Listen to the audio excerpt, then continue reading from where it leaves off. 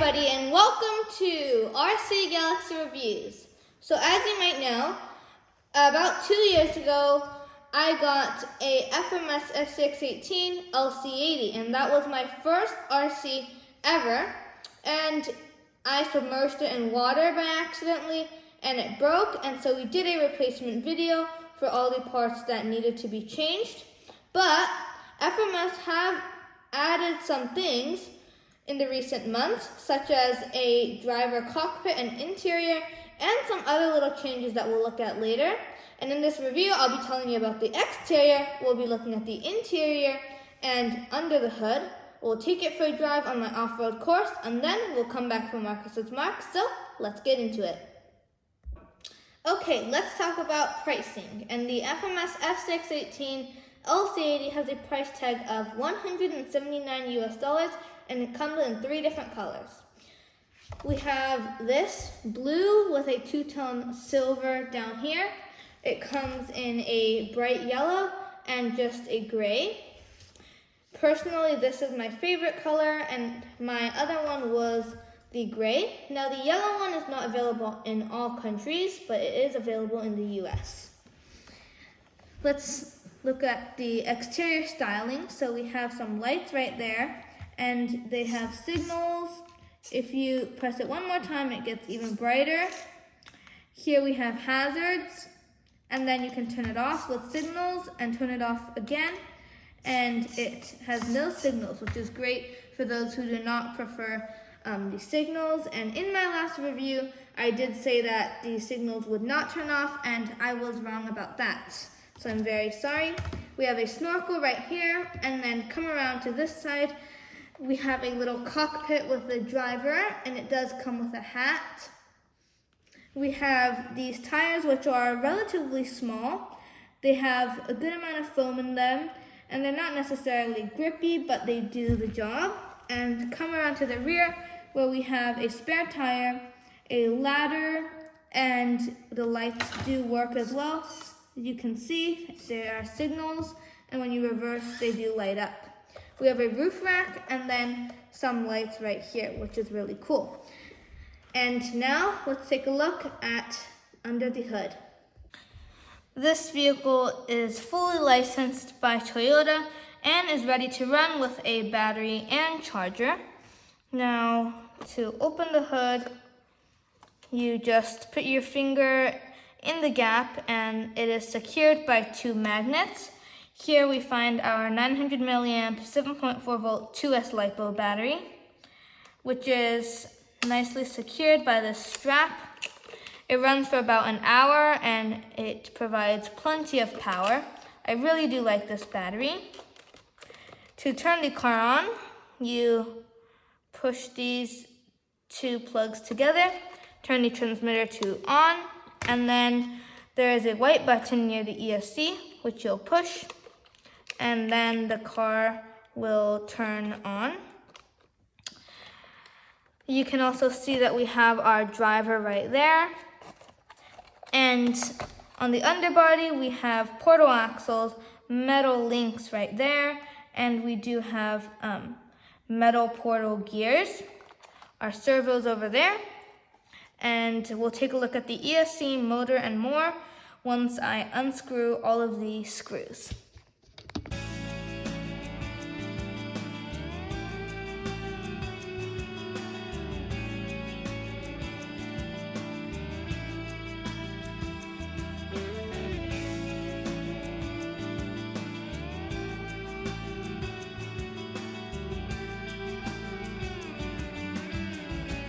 So now everything is unscrewed, and here we have our battery, the start button right there, our ESC, we have the gear servo, our transmission gears, and a 180 motor 50 turn from Power Dash. Here we have our F618 chassis. Very simple, and everything is in the front, which means that the car is very front heavy. So very simple, and there's a total of about 4 screws to take out, and this body comes off. We also have our lights right in here, and They are very well glued and taped together, so it's not all, you know, when you open it, it's not all tangled around. It's very secured, which is very nice. And on my last model, it was very busy because it was not secured down. So I'm really glad that FMS did this. Okay, let's put the body back on and we'll talk about driving experience. Okay, so I have put the body back on, and now let's take a look at the suspension. So oil-filled shocks, very little sag, and really nicely damped. It does a great job on trails, and the flex is excellent, really impressive. And when you're articulating on rocks, this car does not disappoint. And this car does have a 2-speed gearbox, so this is first gear in, let's see, the full speed. So not quick, but for rocks and when you're crawling, it is plenty of speed. And the slow crawl,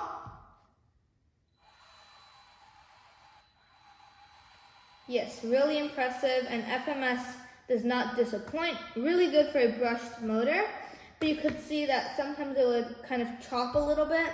And I didn't notice that in my last model, even though it doesn't seem like they've changed anything. I've also noticed that the car is a little bit louder, but I did look at all the parts and it doesn't seem like they have changed anything. Okay, so I switched it into the second speed and let's see how quick it is. Very quick, a lot of wheel speed and perfect for trails or anything that you're going to be doing faster. But slow crawl in second speed gear is not really good, and so you'll definitely want to switch it to first gear. But I'm really impressed, and I think the FMS did a great job with pitting the 2-speed gearbox because it gives the best of both worlds. For the drag brake, when you're coming down a hill, sometimes it will kind of lurch, but for the most part it is good. And approach and departure angles, so you'll see that we have this big bumper right here, and that doesn't affect the capabilities that much. It does a little bit, but the rear having this little lip for the trail hitch, it definitely hooks on rocks sometimes, but most of the time the car is able to power through and kind of get out of the situation. This car is definitely top heavy, so if you're turning on full speed, it'll flip over. And in my last model, it did strip, so now I'm a little bit more cautious when driving this car in second speed gear. But this car is very tall, so you would imagine that it's top heavy. And on downhills and descents, it doesn't do a necessarily great job because it's very front heavy. And let's see how it does on this little flex test. We'll see how well the car keeps its pace.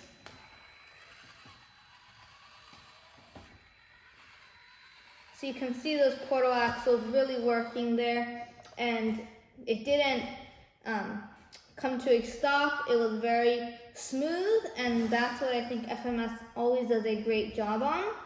We'll quickly run through the transmitter. So we have all of our adjustments.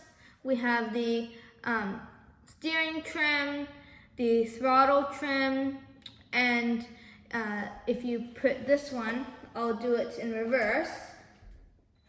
You push it a little bit and you won't have to touch anything, and the car will keep its speed, which is really cool. We have these little buttons right here which adjust the drag brake, and see, channel 3 is the gears to switch, channel 4 is the lights, and this vehicle calls for 4 AAA batteries. From my hands, the transmitter fits really well, and I do really like this transmitter.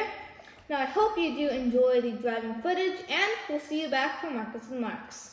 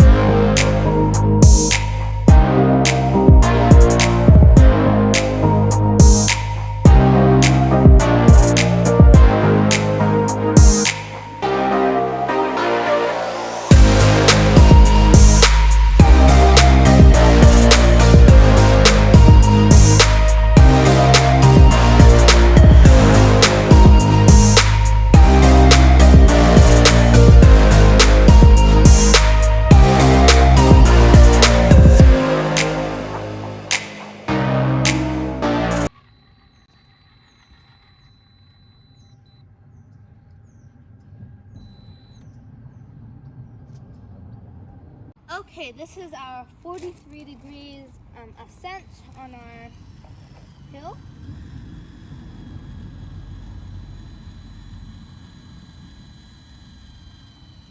And that's a pass for the LC80.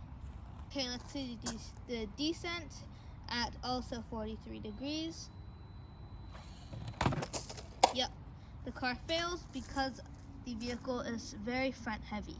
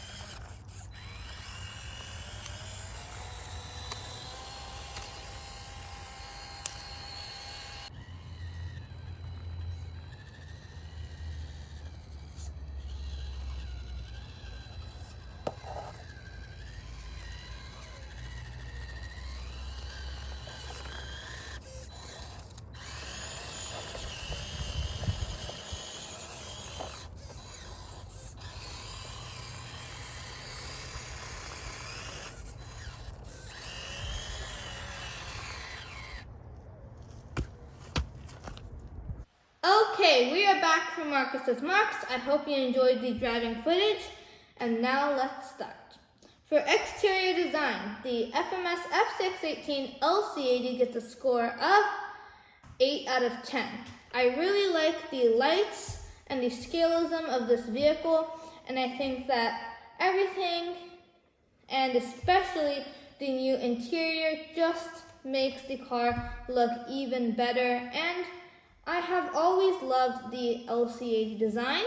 For chassis design, it gets a score of 7 out of 10 because while you can only access the engine without taking out a few screws, once you take all the screws out, you have a really easy layout, and I have modified one of mine, and accessing all the parts was relatively easy. For crawling capabilities, it gets a score of 7 out of 10 as well, because with these stock tires, they're quite small and they don't grip very well, as you probably saw in the driving footage, but it is really good on the trails, and also the car is a little bit top heavy. For personal score, it gets a score of 8.5 out of 10 because it was my first vehicle, RC car ever, and so it has a special place in my heart, but also I really love what FMS did with this car, and I just think that everything is really easy to use, and it's really good for a beginner or child like me. For the value score, it gets a score of 7 out of 10 because $179 might be expensive compared to, for example, Red Cat Ascent 18, but it has a 2-speed gearbox and excellent slow crawl, also a licensed body, and just a great exterior design. Some competitors is the TRX4M High Trail from Traxxas, the Red Cat Ascent 18, and the new HPI Venture 18. I hope you enjoyed the video. If you did, please give it a like, share, and subscribe to my channel. And I'll see you in the next episode of RC Galaxy Reviews.